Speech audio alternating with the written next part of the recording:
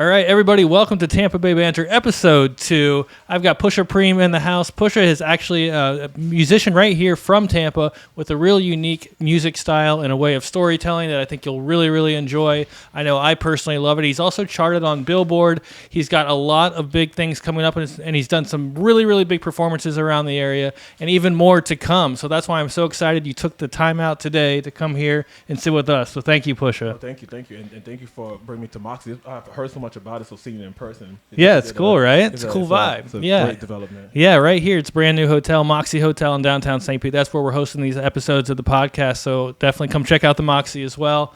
Pusha, I want to ask you a question right off the bat that I feel like people who have never heard of you before, maybe never seen you before, the first thing they're going to say is, what's the deal with the mask? Right? I get that all the time.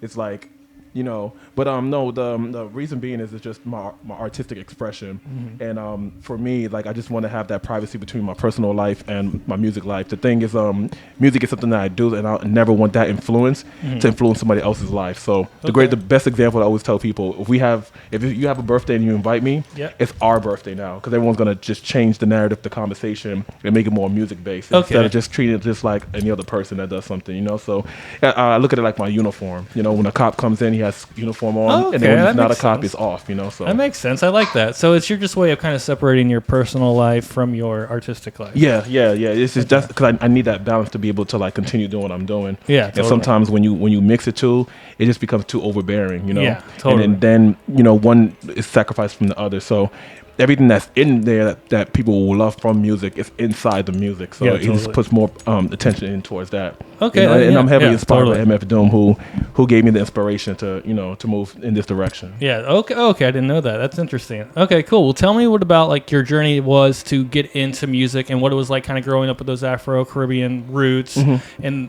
like that path you took. Like, how did you get here? How did you get to be a musician? It came from doing poetry. I was real shy as a kid. And, I like talking to girls. So that was like my key thing to do was just like write poetry. Yeah. And then upon, coming to Tampa, they had like a battle rap scene. And then like people would like kind of like throw shots here and there. And I just like, well, don't think because I write this that I can't write like that. So I always had a passion for just like writing and storytelling. The musicianship of it just came because like I just love art. And I feel like music is a form of art that you can't see. It's like, in a sense. So that just came from my mother. She was, she had a wide collection. She used to listen to country, Mary J. Blige, Buju Banton, Flavor, Burna Boy before it was like Burna Boy that you guys see now. It was always different sounds that was just going in and out of the household. So for me, I was just always the type of person that used to listen to like a lot of jazz music. Okay. Like oddly, but I always loved rap, but like I used to listen to just jazz instrumentals. I just loved the way that the music kind of like told a story without even telling you something. So I just, took stems from that, started recording myself, and it just became what it was now, just through consistency. Were there certain like jazz musicians that stood out to you in particular that you really enjoyed? The only one I could really think of, man, is I would have to go commercial with it and say like Kenny G and stuff like that. Yeah, sure. Because I didn't know the names at the time. It's just that like you just heard it, and because when I went with my uncles or any outside family member, they wasn't really listening to hip hop like that. So what they would do is that they would just be having that on the time. What was it? WSJT? I think it's 94.1. Sure, it was like a jazz station. So So tell me what actually brought you into Tampa, and then like how did that kind of affect the trajectory of your music career? So my mom moved here when I was in high school, and then from there. That's where my cousin, rest in peace, he taught me how to rap. He was watching the Lyricist Lounge show back when it was on MTV, and he was just asking me about the whole poetry thing. It's just like, dude, what do you think you're gonna be doing this poetry? And I was like, just something I like to do, little haikus here and there. And then then he just started rapping at me like, I was like, what is this? He's like, well, you're gonna have to be able to protect yourself when you're writers, because writers, to improve your craft, you have to kind of like challenge one another. Sure. So that's when that kind of like transition came. Okay. Where were you before Tampa again? The Bronx, New York. The Bronx. Yeah. Okay, gotcha. And so you were here. What year was it that you came? I came here 2000. Okay, so you've been here for a while. Yeah, you've been here for a while. Came into 2000, then I left in 2009. Moved back to New York.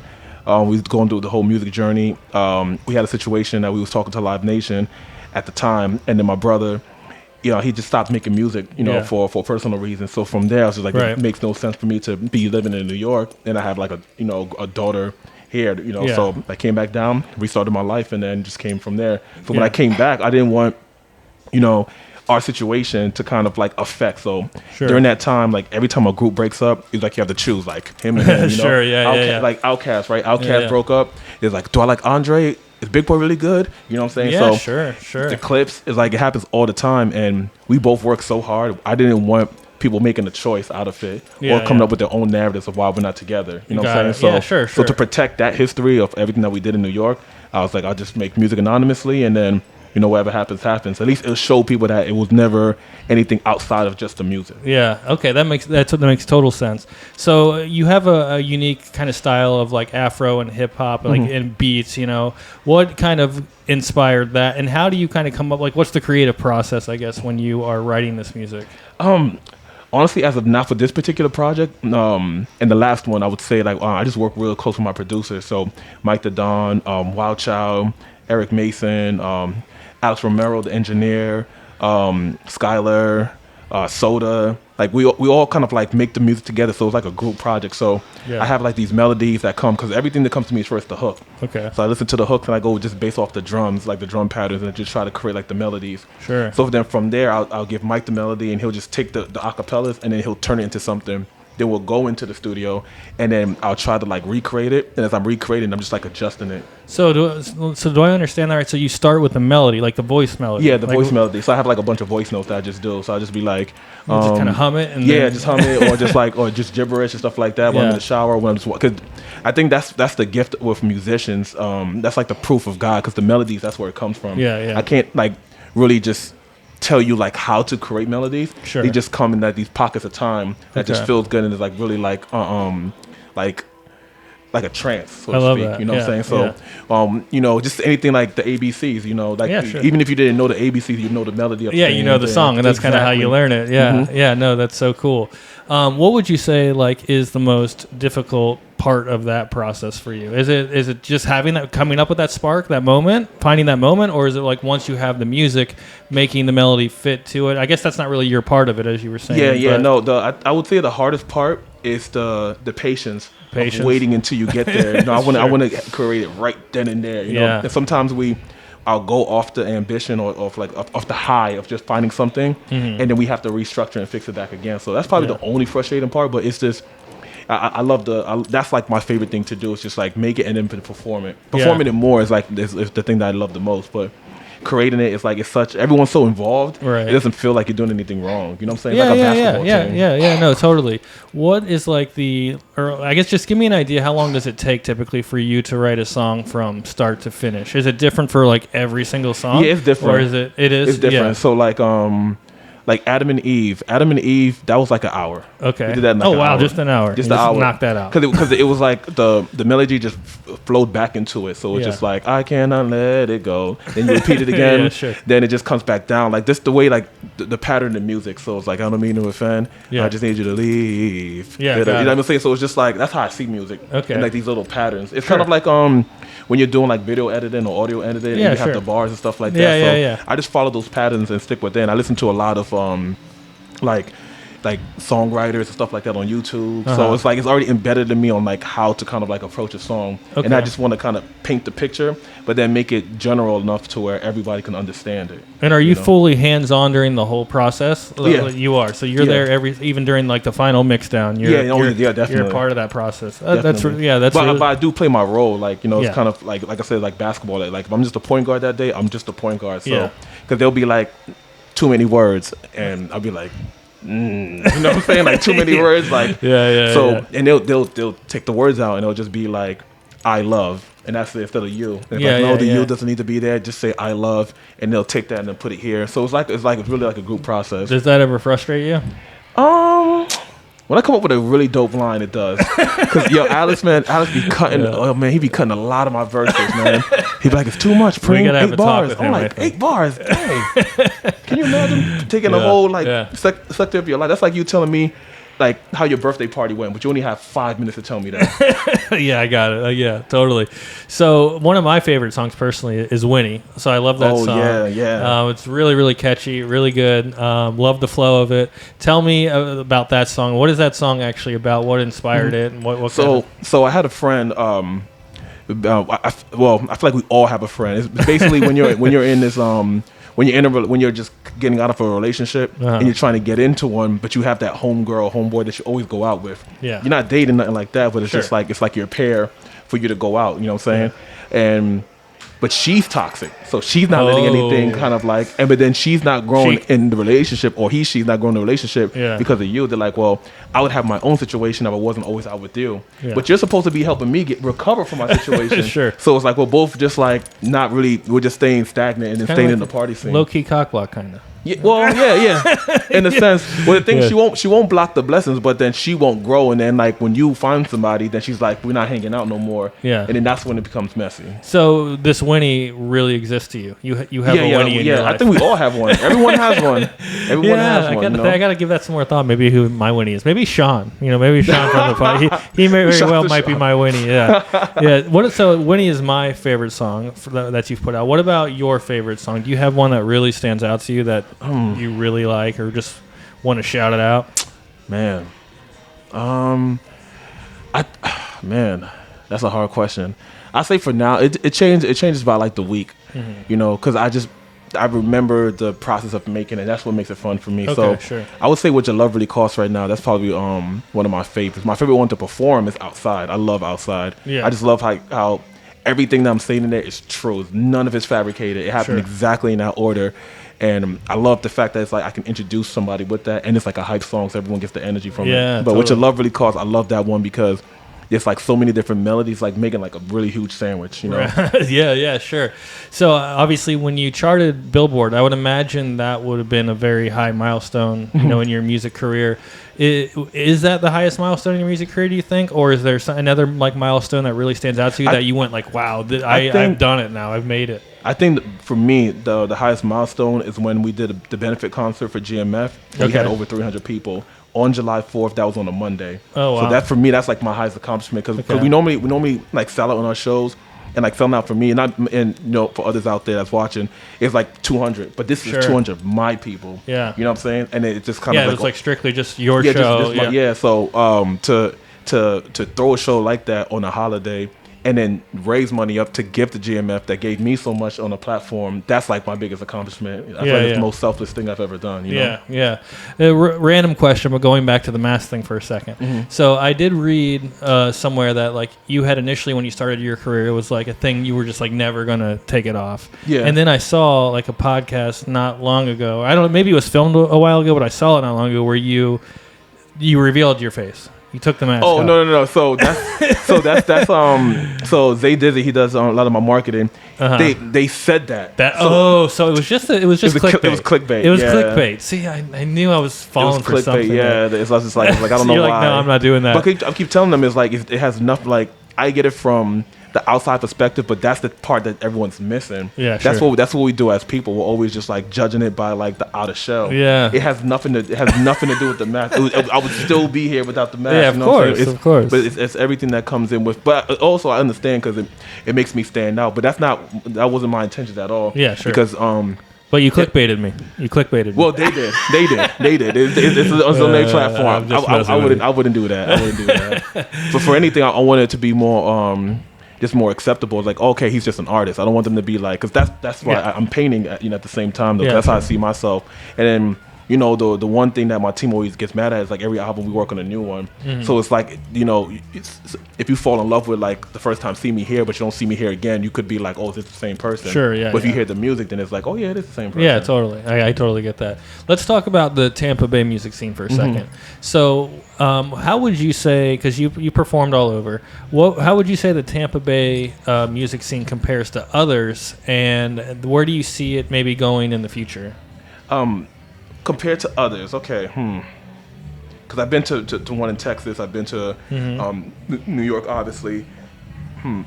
It's still growing. Yeah. Right? I think once we create like a significant bridge between St. Pete and Tampa to where it's like a constant trade-off of like, okay, well, I'm not going to feel no kind of way about driving across the bridge to see Siobhan. Yeah, sure. Right? But I'm not going to feel no kind of way from coming from St. Pete to come to a show at Crowbar. Okay. So the scene is growing. It's doing well. It's very, very colorful, and that's what we need right now. The biggest thing I would say is that like there's a lot more love now. You know what I'm saying? Sure. Like my choreographer Legend, the Don, he just did a cypher with like 15 artists from Tampa that people haven't even heard of. Had them in all one room. And then before that one, he did an all-female one. So the scene is really good. I just think that right now we just need our venues to keep up. We're just losing too many venues, and it's becoming harder and harder to kind of showcase the talent because we don't have like a canvas to paint on. Yeah, it does seem like good local artist venues nowadays are like harder to find. Like there are less and less of them. It feels like. Yeah. What about some local artists that are here that you've met that like kind of maybe inspire you, or not even inspire you, but maybe somebody that like you'd want to collaborate with or something? Oh yeah. Is there any here that you can really think of? Yes. There's a few. There's a guy named O.A. Mark. He's really good. I like. I mean, who else? Because I've worked with a lot of people here. I know me and Siobhan have one as well too. You know, big shout out to Siobhan. Barely Legal. Barely Legal, yeah. I've heard of Barely Legal. I don't have a song with them, and I feel like I should. So yeah, definitely Barely Legal for sure. I mean, she's not local; she's global now. But Doechii, I would love to work with Doechii. Okay, yeah. You know, her being from Tampa, and then I'm just open to work with anybody who has like a vision into what we're creating and not trying to like commercialize this. That's what I want to work with. Yeah. Do you have, since you've been in Tampa, which has obviously been a long time now, but you've been writing music back when you were in New York still? Has any part of Tampa like kind of changed your perspective? Yeah. In what way? Tell me in what way. So it's like I love Tampa. Tampa's like the home of second chances because you know, in living in New York, I couldn't be able to raise my two daughters. You know, that's one thing. I just think that it's just the quality of life in Tampa. Yeah, it's a lot more vast than you know. New York is just very just confined. You know, there's you know, I like the fact that I can just drive to the bridge, you know, look at some water. I can, you know, walk on the trail park. I can have a longer summer. So, you know, I'm African end of the day. So it's like I want to be away from the cold as much as possible. So it changed a lot because like, you know, now I'm a homeowner. I don't think I would be a homeowner if I was still in New York. I think I would still be stuck in that mind state of getting like a condo or apartment or having to live in Jersey or Connecticut. So, you know, it's just, I feel like New York, like, time moves so fast, but here in Tampa, it just moves like at the pace that you need to move to. So that's me appreciate it a lot more. Yeah. I would. I mean, I would agree. Like I couldn't handle the New York lifestyle. It's so quick paced, and I like the kind of always on vacation feel you get like from here, which maybe isn't always a good thing because you got to stay on track if you feel like you're always on vacation. It could be a problem. Let's talk about a little bit now of you beyond the music. So you have definitely been blowing up. Like since the last time I saw you, you've grown even more, which is unbelievable. Tell me, how are you handling the balance of your personal life, you know, being a father, being you know, being yourself, a regular day guy, everyday guy who wants to go out and do things, and then you also have this kind of high pressure music career like on the rise where you can't really take the time to slow down because you slow down, you miss the bus, right? So how are you balancing like being this, you know, upcoming musician and then just being, you know, yourself, your personal life? It's tough, you know. I have a great crew around me, so they kind of, you know, my manager T, France, Mike the Don, and all them. They keep me real grounded. My wife keeps me grounded as well too. And sometimes it's really hard to kind of like balance it because I'm just so big on just like not canceling and staying on part. So it kind of like it limits me in ways, but I just kind of just put up to God that is gonna, you know, go ahead. And then as long as I'm giving the fans, you know, the art and showing them the progression, I just bank on that, and whatever happens, you know, because I didn't even know I was gonna be at this part talking to you, you know, at this point when I first started, you know, because when I first started, I was on my boy's couch for like a year, and then, you know, working doubles and all this other stuff, but still kind of like making music a little bit here, promoting at clubs, and then, you know, one thing just kind of just went on. The one thing about me, I'm just gonna just work harder than my previous self. So wherever that takes me, that's what I'm gonna just keep on doing. So I don't really have like a you know, like a dart that I'm throwing at, you know what I'm saying? Like a target that I'm throwing at to get to a certain point. I just feel like as long as the, you know, the business that we have continues to grow, and I always kind of just put the things that matter up front, then I feel like it'll all come together in time. Okay. I know it's very vague. I'm just trying to like, I'm not trying to be PC about it, but it's like, it's good. Yeah, it's just, you know, the thing about the music business, man, is like, it's like it's consumer based, right? Sure. So you have to make sure that you're giving your consumer what they want, and it's no different from someone that sells microphones or someone that sells T-shirts. Yeah. But you can't make the same T-shirt all the time, unless you're gonna buy out another T-shirt company, and then you just kind of just like mimicking that. So what I'm just trying to do is just to create like a boys and girls hub. That's like the whole like my Thanos moment when I'm sitting down. I'm just like Yeah. Like I want to build a YMCA kind of institution that just focus on art, so you can record music, you can paint. Because the thing is, I pay for my daughter's school, so I'm fortunate to do that. But there's other kids that don't have the opportunity. Sure. So without the proper schooling, we don't get the Elon Musk of the world and stuff like that. You don't get no Kanye West without the art school. So and these kids are like they're learning fast, so we have to make sure that they get the fundamentals of things. So that's what I'm trying to do overall, is just build that. Once that happens, then we'll see from there. So if I have to do all of this and chart and do this and do shows and do that to bring it back here, then so be it. So you really want to build a creative space. That's like a big goal of yours. Yes, we need one. I just think that not everyone's going to be 6 foot. Not everyone's going to be LeBron James' son. So so how are you going to progress? Not everybody wants to work at Starbucks, stuff like that. But somebody may know how to like put like a toy together. You know what I'm saying? Or make a pop up or create ink for tattoos where it doesn't hurt you. These people are out there. But they don't have opportunities out there. So they're like, whatever. I'm just going to work in a call center and then see what happens. We don't need any more of those people, because those are people that when you call customer service, you're like, damn, I hate with this person on the phone, because they don't care. But they don't know that they have a choice. Right. You know what I'm saying? So I'm big on that. Yeah, I love that, man. I would love a cool creative space like what you're talking about here. We don't really have one, so that would be really something unique. But they're there though, because even look at this hotel making a podcast room. Somebody's like, there's not many hotels that do this. I don't even have one in an addition, and the addition is like that's like the upper echelon. Sure. But somebody was just like, this is going to be useful, and look at us here. Yeah, that's all. I know, it's a great point, and that is showing that more people are thinking about the creatives out there, and more people are doing things like this. When people need to be able to have a support system like the Moxie for putting together a room like this for us.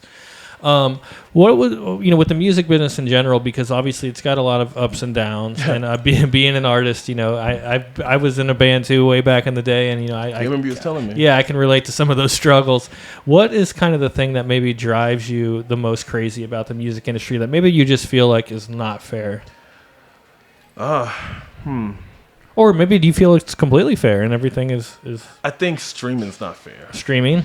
Yeah, I think streaming is elaborate. Not fair. What do you mean? It's like it's very monopolized. You know what I'm saying? So it's like for all the streams that I get on Spotify, for me to get like less of that, it's trash. You know what I'm saying? But in the same token though, I love spots like Bandcamp. Yeah. But the thing is, like, I hate Apple's marketing, because Apple's marketing doesn't allow someone to download Bandcamp because you only have 28 gigs on your phone. You know what I'm saying? Oh, okay. I didn't even realize that. But if I do Bandcamp, then I'm absorbing 85% of the process. You know what I'm saying? Yeah. The profit, which I deserve because I paid to make the music, the studio time, the engineering, the beats. That makes sense. You know what I'm saying? So for Spotify to like give me less than that, it's kind of crazy, because I'm giving it to you. You know what I'm saying? Yeah, you're giving it to them. I'm giving it to you, and you're just like, it's like trading in a car. Sure. So imagine trading the car, but a brand new car for like a lesser value. Like, it doesn't make any sense. Like, so that's the only thing I don't like. Like, I just wish that they'll be a little more fair with it, and then they're just doing like silliness. You know what I'm saying? Now I see they have like super active fan. I'm just like, what is that? Super active fan? What is that? It's like a different tier that you pay for to get more. But why can't I have that on my own platform? You know what I'm saying? That's so weird. It's not like you're giving me like an extra push in marketing, because I still have to compete with Sexy Red, Drake, You know what I'm saying? Yeah. And label money is not even their money. That's bank money. So it's like I have to compete with people that's getting loans, and I got to compete with people that's like, it's impossible. So it's like, so that's the only thing I don't like about it. You're competing with Drake money, yeah, that's tough. But the thing is just like, if I was Drake, would I be complaining? So it's like I feel like it's just different tiers when you get into it, different levels. Yeah, pun sure. intended.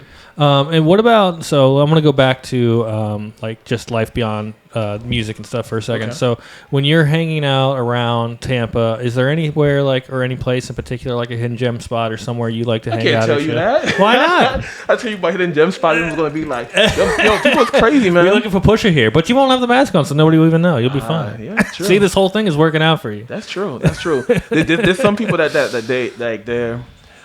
they already told me that it wasn't like that, but they'll just notice. Like, they'll be like, I could just tell by like your fingernail color. I'm just like, yo, what? That's weird. Yeah, I've heard some crazy stories, man. It's calmed down a lot more now. But oh man, like a year ago, during that build, that's why I really enjoyed the Billboard thing, because I was like, it was too much like phoniness, man. Oh really? Oh my god! And in my mind, it's just like, it's a great accomplishment, but it's not like the Nobel Peace Prize. You know what I'm saying? Like, I'm not gonna get a free room at the Oxford. It's like, yeah, try it on Billboard. They're gonna be like, yeah, cool. What's your visa? Yeah, for musicians, you know, and because it just goes based off sales. So yeah. It just shows that I know how to sell music. You know what I mean? So you know, the thing well, to answer your question, I would say places that I like to go. I like Tory Bar. They have like, I think they had one of the best happy hours here in Tampa. You know, and they're not paying me to say this, but Roca, Streetlight Taco, you know what I'm saying? They're big sponsors of me. They help me out a lot too. Coppertail Brewery, if you want to like, you know, it's kind of like Green Bench in a sense. Yeah. But like when you go through their tour, it makes you appreciate it so much more. Yeah, sure. And when I did the beer collab with Zydeco, you know, it's not around no more, but it's like that experience is like so dope. You know what I'm saying? What else would I would say? That's a hidden gem. Surprisingly, Craft Tampa. Yeah, sure. Yeah. I just went there. That was like, I didn't think I was gonna enjoy it because like I don't like being on a boat for whatever reason. But it was cool though. Yeah, it was cool though. It's like the boat brunch or dining. It's really cool. Yeah, it's really cool. Like it makes you like appreciate Tampa because like you get to see it from the bay side. Yeah, you know what I'm saying? Yeah, totally. Because I feel like the city became like so metropolitan, you forget there's water around us. Sure, you know? yeah, and that's one of the great things about living here, right? It's being on the water. So anyway, so your music now, it seems like it's obviously really deeply rooted in like storytelling, which I like. I really like that about it. What do you hope that like when people listen to it, they get out of it? I mean, do you really care if they read into the story, or does that not really matter to you? The story's more for you, and you just care that they vibe with it. Like, it's a little bit of both. The stories are more so for whoever connects to it. If the hook brings out to you, because a lot of the music that we're making now for this new project is Afrofusion. Okay. So it's just basically I'm just taking all the things that I like from like EDM, house, trap, and R&B, and then putting Afro drums behind it and like an Afro vibe to it. Okay. So it's like the new song Levels, like there's definitely a story in there as well too. But I just like in the most respectful way, I enjoy making like feel good vibe dance music. You know what I'm saying? Yeah, sure. And if I was to put it in any kind of box, I would be like high end department store music. Because that's the stuff I like listening to when I'm just like working, or when I'm in the gym, or I'm in the car, and I don't want to hear like so much like bang bang bang bang bang in my ear. You know, so I just feel like there's not like a lot of dancing in the hip hop scene like how it used to be in the 90s, which is kind of crazy because that's what it grew up on. But I want to just, my value that I want to bring to hip hop is bring that back because I enjoy watching people like dance to my music. So I was there. I was at Zodiac yesterday, just like kind of just like DJ Clutch was like playing the record, so just like kind of like like peeping Tom trying to see what's going on, and then seeing people like dance and like create their own kind of moves was dope, and that's what awesome. my whole culture is on, like and for Afro beats and dancehall and stuff like that, it's all about just dancing. Got it. Okay, I love that. Yeah, I love to dance, dude. I can boogie for sure. Oh, okay. Yeah, dude, you have no idea. I get down. I get down like crazy. So what do you think one of your biggest challenges has been like through your music career, and then like how did you overcome that particular challenge? Man, I think just trying to just like just balance with the family, man. And then, we just have like a lot of talks, understandings, like separate meetings, and then like just really schedule everything out. I mean, even today, like I was like, okay, I know you said 4:00, right? But it would have been so risky to do 4 because it takes to to get her ready. It takes like 2 hours to get ready. You know what I'm saying? Yeah. Well, it was risky for me too. Yeah. I know what you mean, balancing that. So, but the thing is, like, as long as I just stick to the schedule and don't freestyle too much, then everything works together. So I just kind of be condescendent on, who am I affecting when I'm making these schedule changes? Is it worth my time? Can I wait a day? Can I move this? Can I move that? So, honestly, what helps me out, I would say I have this thing called the Time app.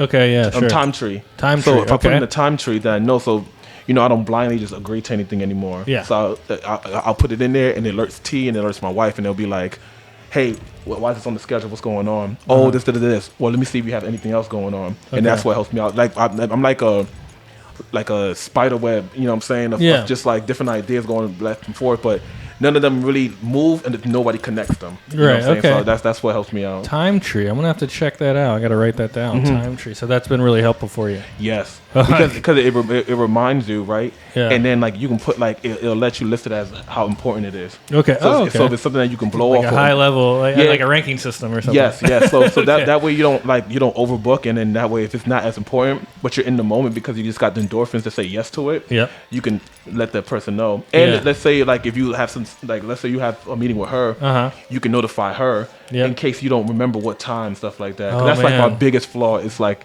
my memory. Yeah, that would be so good for me because I'm really have a bad time like prioritizing things like on my schedule, and then so it's like a lot of times like people ask me to do something, I'll just agree, but then later go like, you know what, that's probably not the best use of my time, and then back out on them, which is a terrible thing to do. Yeah, you don't want to do that because I don't want to be that guy.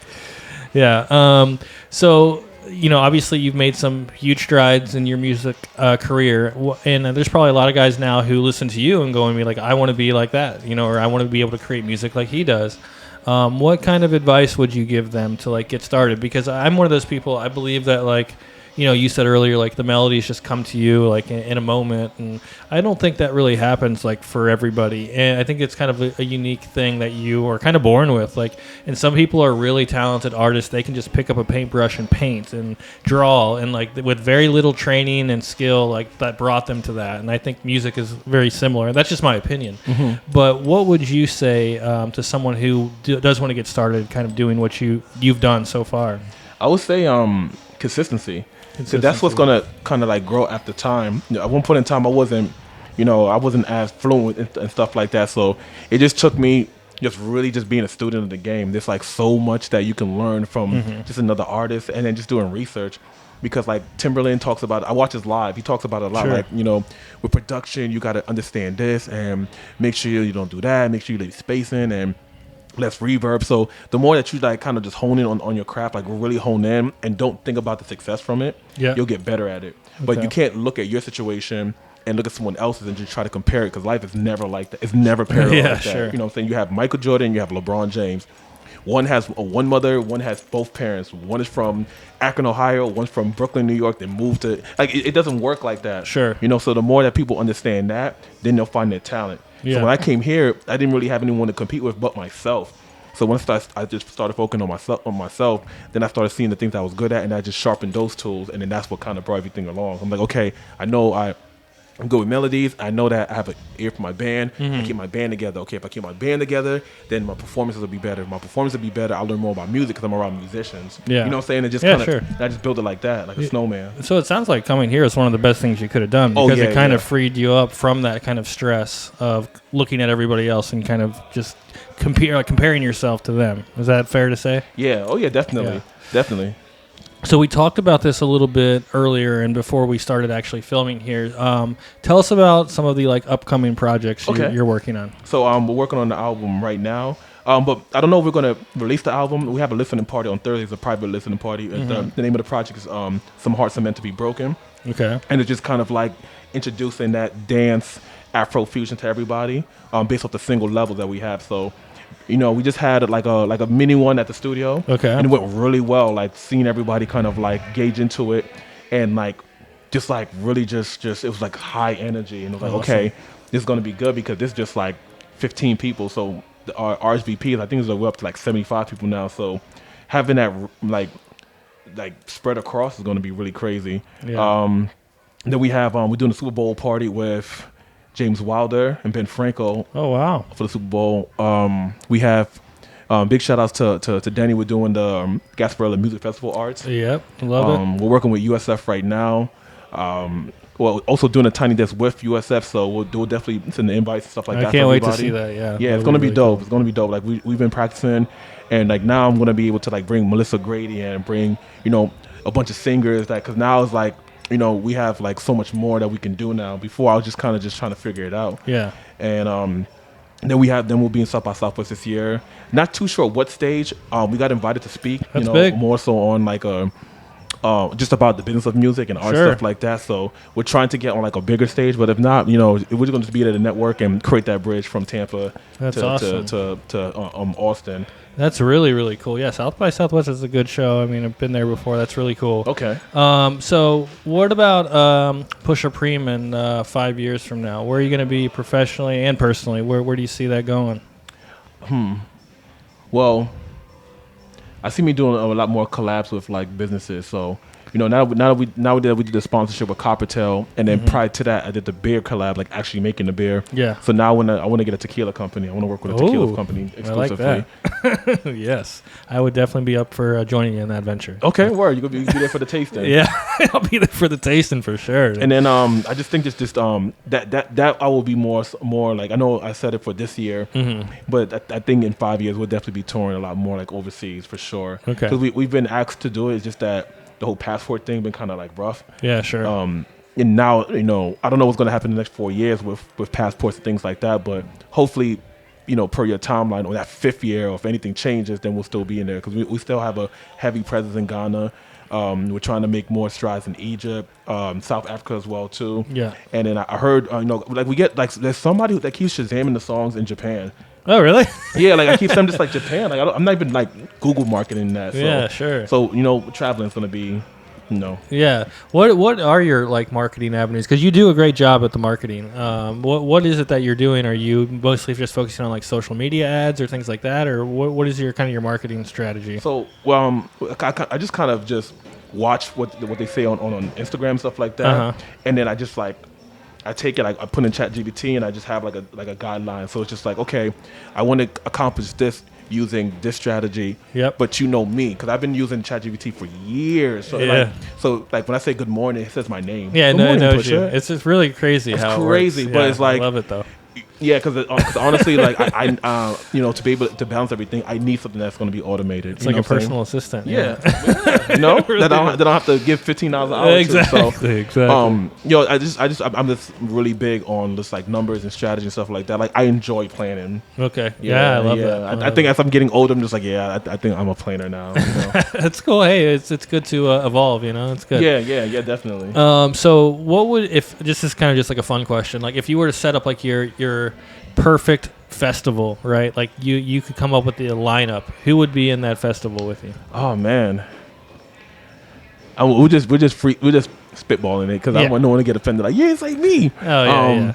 It would have to be like, I would love Travis Scott, Kanye, okay, Anderson .Paak, the Isley Brothers, Garth Brooks and Nelly, but they have to be on the same stage together. Really? They have to do like a country crossover. I would not have expected that, but okay. Who else? Thames, Burna Boy, of course, Asake, myself, Siobhan and Shelby, like doing like a collab set. I would like for them to make like a collab album. I think that would be dope. Yeah, that would be cool. Say Yism, Jay Brown for sure. I always enjoy Jay Brown's performance. My brother Reaching Over, he's dope as well too. Very, very like keen hip hop, like really into that hip hop. Who else? Who else would I say? Yeah, I would like to see like just like a bunch of mashups. You know what I'm saying? Yeah, sure. Wow, it sounds like a 5-day festival. I like it. That'd be a lot of fun. Yeah.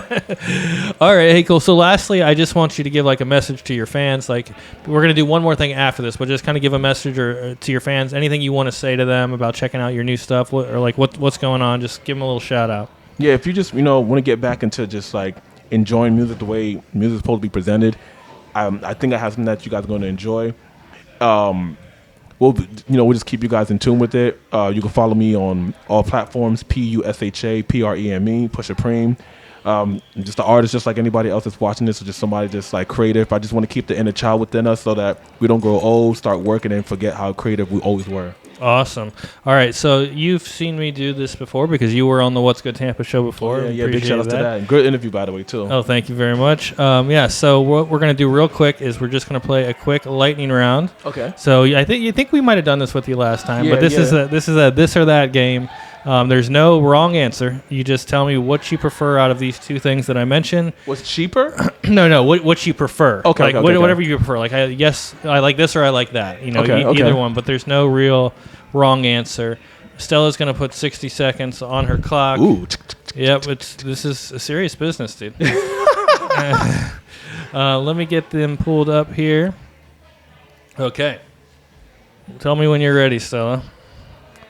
3, 2, and 1. Go to a Bucks game at Raymond James Stadium or a Lightning game at Amalie Arena. Bucks. St. Pete Beach or Clearwater Beach. St. Pete. Ybor City Nightlife or Hyde Park Village Dining. Ooh, Hyde Park. Armature Works or Sparkman Wharf. Sparkman. Cuban Sandwich or Wings. Wings. Gasparilla Pirate Festival or the Florida State Fair.